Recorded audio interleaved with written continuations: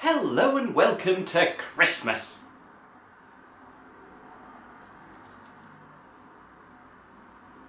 It's broken. A Christmas Carol has been done more times than I can count, and I can count to at least 7. So with so many interpretations over the years, how can one really stand out?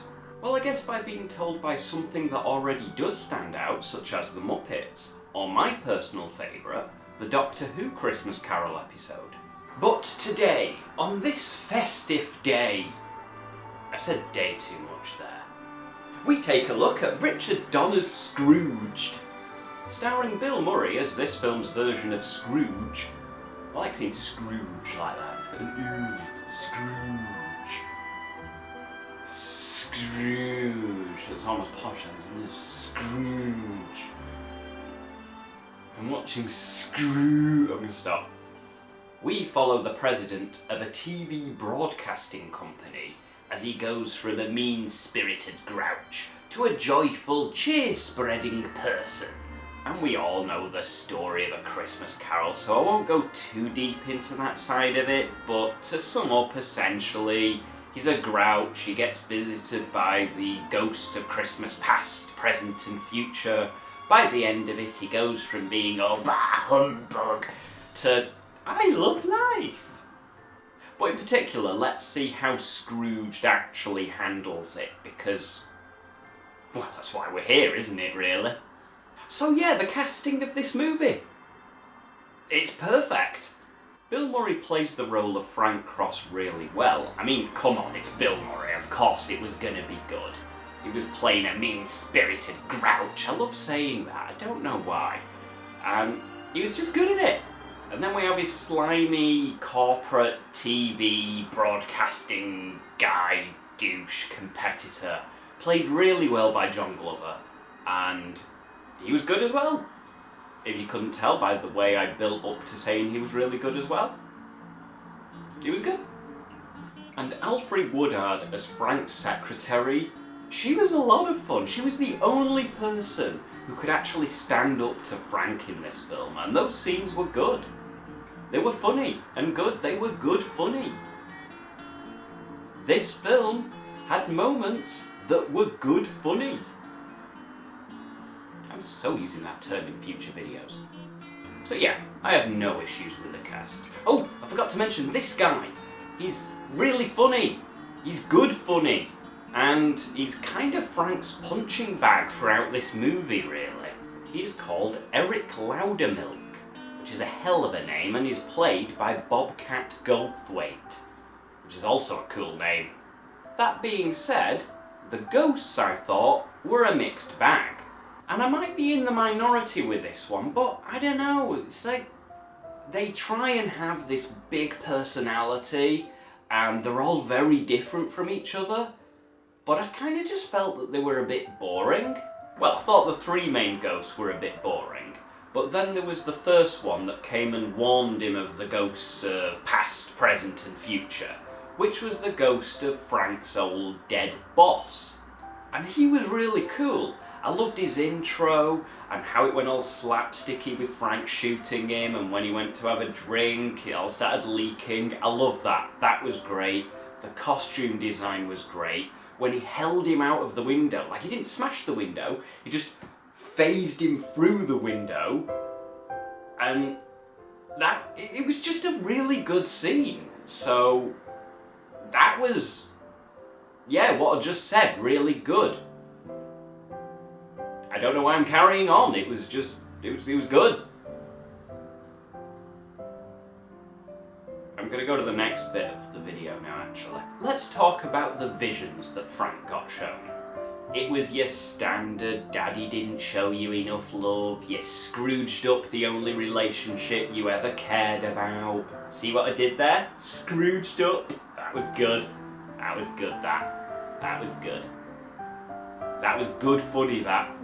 So yeah, that was what the spirit of old Christmas showed him, if you couldn't tell. Present and accounted for ghost showed him that his brother still holds out hope and goodwill towards Frank, even though he's a bit of a dick. And also showed him how happy Grace and her family is, I guess as a taste of this is what a good family life looks like, and you could have this if you was less of a bitch. And then we have the Spectre of the Future, which sounds like a comic book thing. This spook shows him dying alone, and his brother cremating him at his funeral. And just like that, he is fixed. So he patches up his broken relationship, sabotages his career by hijacking the live Christmas Day broadcast of Scrooge, so it's appropriate, and delivers his message of renewed Christmas cheer, which wins everyone over, and all's well that ends well. Overall, I think this is a pretty decent film. Bill Murray is a laugh, especially when the ghosts start messing with his head and start making him see things. So with that being said, it's not at all a bad interpretation of the classic Dickens story. I mean, don't get me wrong, it's not up there with the best versions of this story, but it doesn't do a bad job. If you like A Christmas Carol, and you enjoy multiple different interpretations of that same story, I think you will like this. It's just fun, and my god, the Christmassy soundtrack that Danny Elfman gave this film, that was just brilliant. It reminded me a lot of his work in Batman Returns. It has a dark humour about it, and it's very slapstick when it wants to be, and it has a very charmingly funny, I don't want to say fight scene, but it almost is, between Frank and a shotgun-wielding Loudermilk. A shotgun encounter, I will call it. Essentially, what happens there is he fires Loudermilk on Christmas Eve, his wife then leaves him, he becomes homeless, all in the space of 24 hours apparently, because I think the film starts on Christmas Eve and it ends on Christmas Day. So that happened very, very quickly. His wife was clearly a very, very nice person.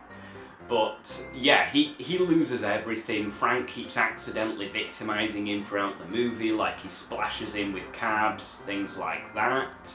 And how it gets resolved, it just makes me laugh. He grabs a shotgun, tries to kill Frank. Frank fights him off a little bit, escapes into a lift.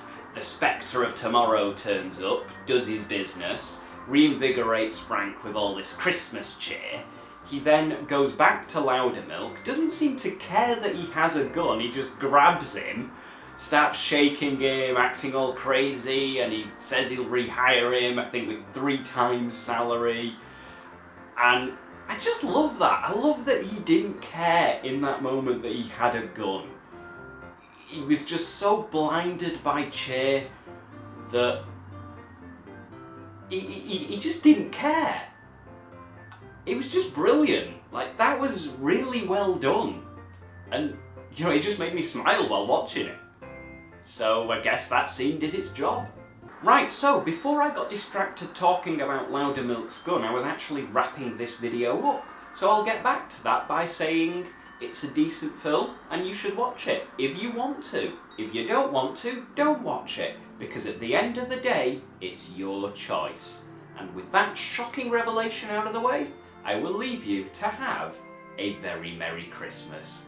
Enjoy your Christmas dinners, your Christmas crackers, your Christmas presents, and those ridiculous paper hats that we all wear while reading out ridiculously stupid jokes. You have been watching Good or Bad, and I will see you next time. Merry Christmas.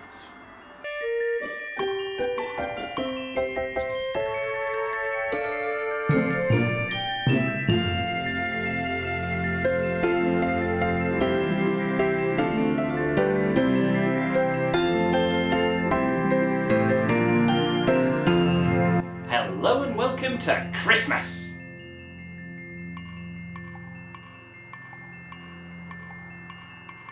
I think it's a bit broken.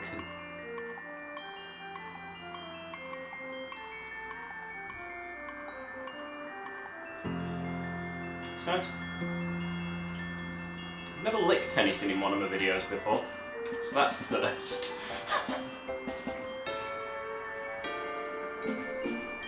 Hello and welcome to Good or Bad. It's Christmas, yay! Cut.